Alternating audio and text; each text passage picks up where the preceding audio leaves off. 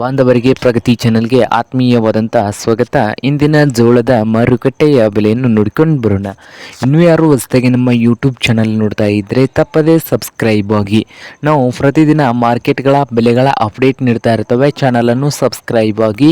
ಇಂದು ಜೋಳದ ಅನೇಕ ಮಾರುಕಟ್ಟೆಯಲ್ಲಿ ಟಾಪ್ ಮಾರ್ಕೆಟ್ ಆದಂಥ ವಿಜಯಪುರ ಹಾಗೆ ಹುಬ್ಬಳ್ಳಿ ರಾಯಚೂರುಗಳಲ್ಲಿ ಎಷ್ಟು ರೇಟು, ಸಾಂಗ್ಲಿ ಮಾರ್ಕೆಟ್ನಲ್ಲಿ ಒಂದು ಕ್ವಿಂಟಲ್ ಜೋಳದ ರೇಟ್ ಎಷ್ಟಿದೆ ಅಂತ ನೋಡೋದಾದರೆ ಇಂದು ಮೊದಲನೇದಾಗಿ ನೋಡೋದಾದರೆ ಹುಬ್ಬಳ್ಳಿಯಲ್ಲಿ 4,000 ರೂಪಾಯಿವರೆಗೆ ಲಾಸ್ಟ್ ರೇಟ್ ನಡೀತಾ ಇದೆ ಒಂದು ಕ್ವಿಂಟಲ್ ಜೋಳಕ್ಕೆ.